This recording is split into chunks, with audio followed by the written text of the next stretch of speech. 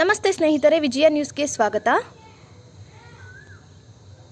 ಸಾವಿನ ಶ್ಲೋಕಕ್ಕಿಂತ ಸ್ಮಶಾನಕ್ಕೆ ಶವ ಸಾಗಿಸುವ ನೋವೇ ಹೆಚ್ಚಾಗಿದೆ. ಚೇಳೂರು ತಾಲೂಕಿನ ಚಿಲ್ಕಲ್ನೇರ್ಪು ಗ್ರಾಮದಲ್ಲಿ ದಲಿತರು ಸತ್ತರೆ ಸಾವಿನ ಶ್ಲೋಕಕ್ಕಿಂತಲೂ ಸ್ಮಶಾನಕ್ಕೆ ಶವ ಸಾಗಿಸುವ ನೋವೇ ಹೆಚ್ಚಾಗಿ ಬಾಧಿಸುವ ಸ್ಥಿತಿಯಲ್ಲಿದೆ. ಚಿಲ್ಕಲ್ನೇರ್ಪು ಗ್ರಾಮದಲ್ಲಿ ಪ್ರತಿಯೊಂದು ಸಮುದಾಯಕ್ಕೂ ಸ್ಮಶಾನವಿದೆ.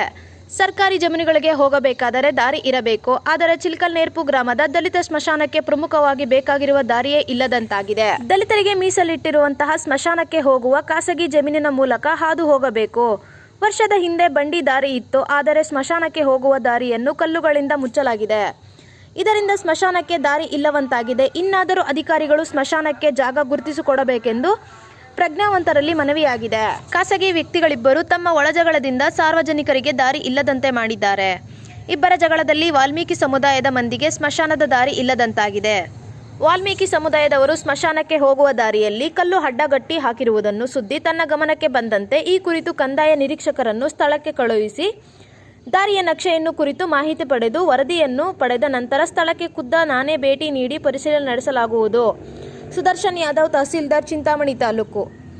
ವರದಿಗಾರರು ಎಸ್ ರಾಮಾಂಜನೇಯ, ವಿಜಯ ನ್ಯೂಸ್, ಚೇಳೂರು.